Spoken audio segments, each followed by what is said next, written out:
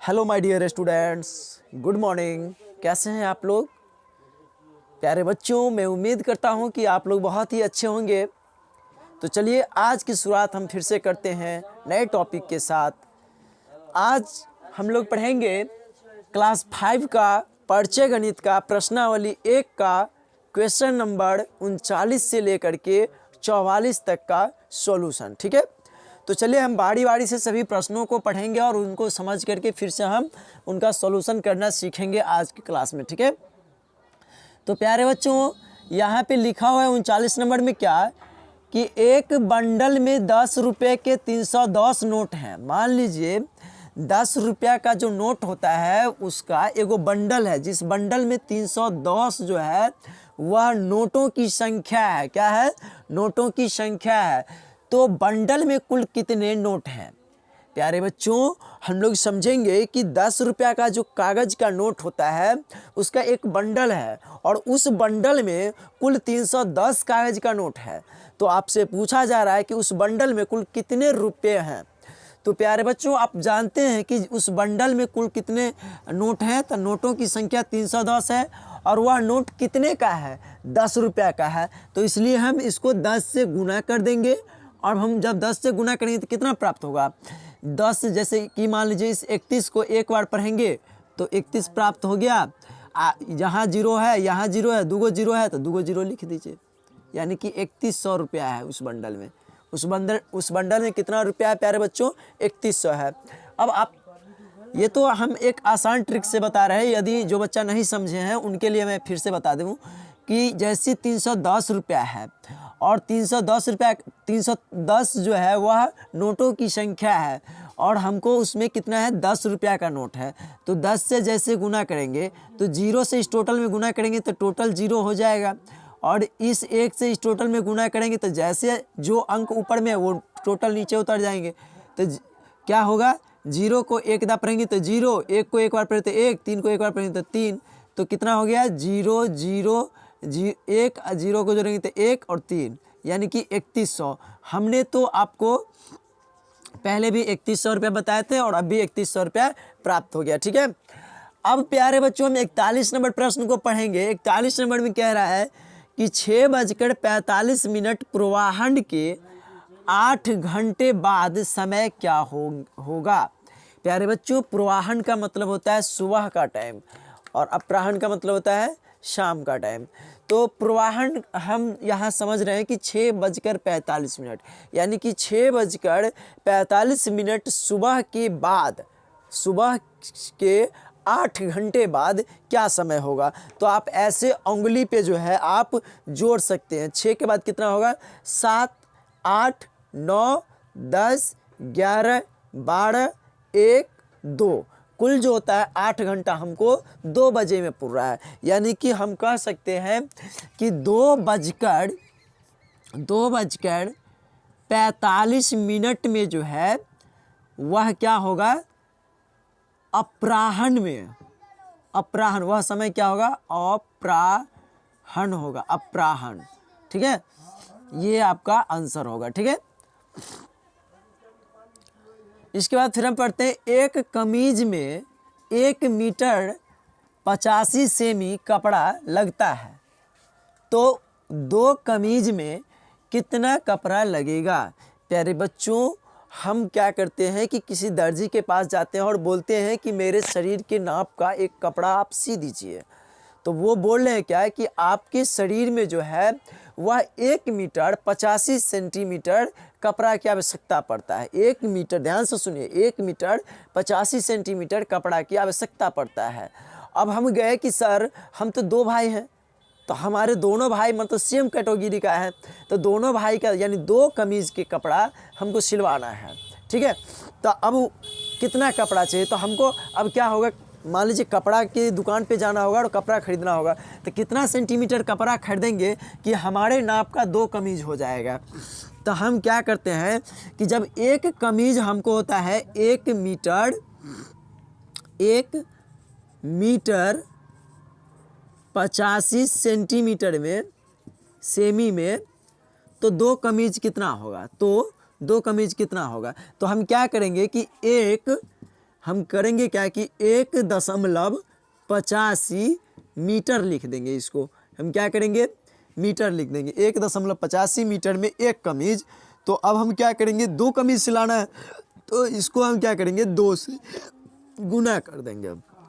तो कितना हो गया, 5 दूना 10 के 0 हासिल 1, 8 दूना 16 हासिल वाला 1, 17 के 7 हासिल 1, अब फिर 1 को दूधा पढ़ेंगे तो 2, हासिल वाले 1 जोड़ेंगे तो 3। तो अब हम देख रहे हैं 3, तो 370, लेकिन 370 ये तो मीटर हो जाएगा, तो फिर गलत हो जाएगा क्योंकि 1 सेंटीमीटर में है और 1 मीटर में है। तो हम क्या करेंगे, इसको ऐसे लिखेंगे, यानी 1 2 2 अंक के बाद दशमलव है तो हम भी 1 2 2 अंक के बाद दशमलव दे देंगे, ठीक है। तो अब हमको प्राप्त हो रहा है कि दशमलव के इस तरफ जो है वो मीटर है। तो हम लिखेंगे कि 3 मीटर तथा 3 मीटर 70 सेमी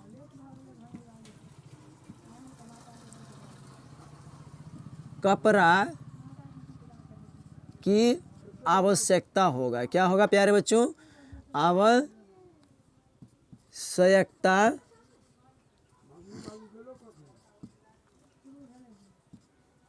आवश्यकता होगा, ठीक है।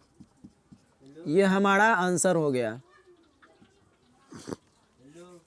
इसके बाद फिर हम पढ़ रहे हैं 42 नंबर प्रश्न। 42 नंबर में कह रहा है, एक लड़का 1 घंटा में 2 किलोमीटर 600 मीटर चलता है, यानी 2 किलो 620 मीटर चलता है, ठीक है। तो उसी रफ्तार में वह 2 घंटे में कितना दूरी तय करेगा। प्यारे बच्चों, कोई एक लड़का है जो क्या करता है कि 1 घंटा में 2 किलोमीटर प्लस में 620 मीटर भी दौड़ता है, माने चलता है, ठीक है।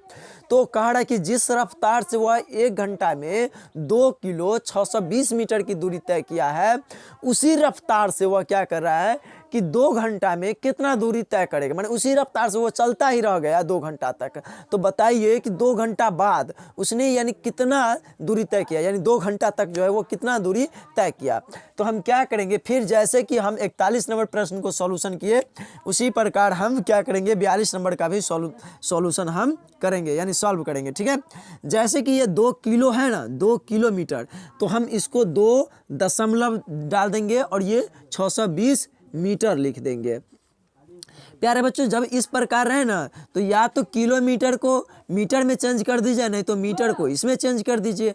तो हम क्या किए कि किलोमीटर में ही इसको हम चेंज कर दे, इतना किलोमीटर है, ठीक है। तो किलोमीटर ना km हो जाएगा, किलोमीटर का संकेत होता है km, इतना किलोमीटर है। तो वह 1 घंटा में ना इतना चल रहा है, लेकिन आपसे पूछ रहा है 2 घंटा में कितना चलेगा। तो हम क्या करेंगे, इसको हम 2 से गुना कर देंगे। जैसे ही 2 से गुना करेंगे तो 0 को 2 बार पढ़े तो 0, 2 दूना 4, 6 दूना 12 के 2 हासिल 1, 2 को 2 बार पढ़े तो 4।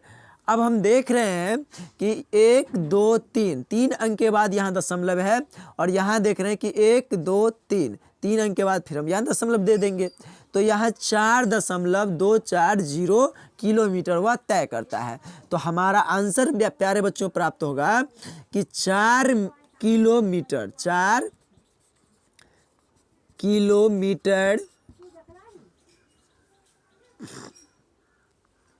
240 मीटर की दूरी तय करेगा,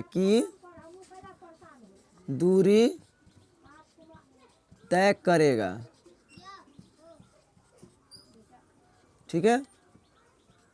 ये हमारा आंसर प्राप्त हो गया, ठीक है। इसके बाद प्यारे बच्चों हमको पढ़ना है कि 40 डिग्री का पूरक कोण क्या होगा, ठीक है। प्यारे बच्चों, हम आप लोगों को जैसा कि बता दें कि पिछले वीडियो में हमने आप लोगों को पूरक कोण, संपूरक कोण, न्यून कोण, अधिक कोण इत्यादि के बारे में जो है हम परिभाषा अच्छे तरह से आप लोगों को दे चुके हैं, ठीक है।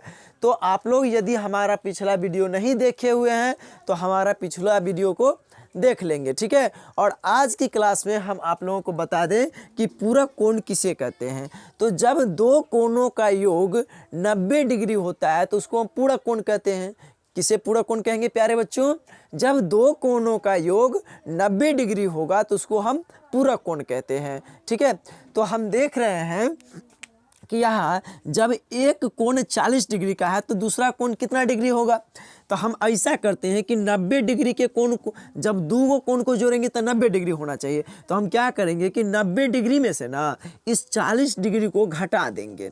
ठीक है, तो इसके बाद जी 50 डिग्री ये जो प्राप्त हुआ यही मेरा क्या हुआ?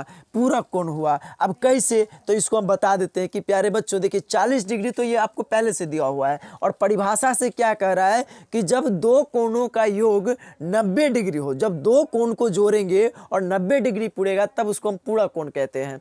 तो यहाँ हम देख रहे हैं कि इस 40 और 50 को जोड़ते हैं तो 90 पुड़ जाता है, जो कि एक पूरक कोण की सत्यापन हो रहा है। पूरक कोण क्या हो रहा है? सत्यापन हो रहा है। तो अब हम चलते हैं, तो इतना आंसर आपका हो गया। इसके बाद हम चलते हैं 44 नंबर पर। 44 नंबर में कह रहा है कि 50 डिग्री का समपूरक कोण क्या होगा? प्यारे बच्चों, आपको जैसा कि हम बता दें कि समपूरक कोण किसे कहते हैं? जब दो कोणों का योगफल 180 डिग्री होता है। प्यारे बच्चों, जब दो कोणों का योगफल कितना होता है? 180 डिग्री होता है तो उसको हम समपूरक कोण कहते हैं। तो हम यहाँ पे देख रहे हैं कि एक कोण 50 डिग्री है तो दूसरा कोण कितना होगा? तो 180 डिग्री में से हम 50 डिग्री को घटा देंगे तो हमें कितना प्राप्त हुआ? 130 डिग्री प्राप्त हुआ। कितना हुआ? 130 डिग्री। तो यही हमारा आज का इसका 44 नंबर प्रश्न का आंसर हुआ। ठीक है, तो प्यारे बच्चों, आज की क्लास आप लोगों को कैसा लगा आप लोग कमेंट करके ज़रूर बताइएगा। यदि हमारे इस चैनल पर नए हैं तो हमारे इस चैनल को लाइक, सब्सक्राइब और कमेंट करना नहीं भूलिएगा। अपने दोस्तों के पास शेयर भी ज़रूर कीजिएगा। जय हिंद, जय भारत।